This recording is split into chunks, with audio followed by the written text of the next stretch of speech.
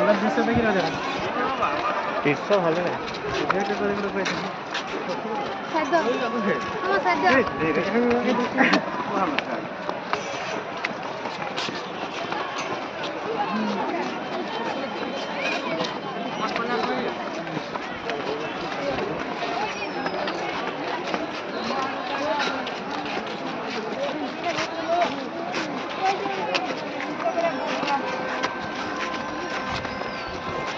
কেন এরকম লাগলো হঠাৎ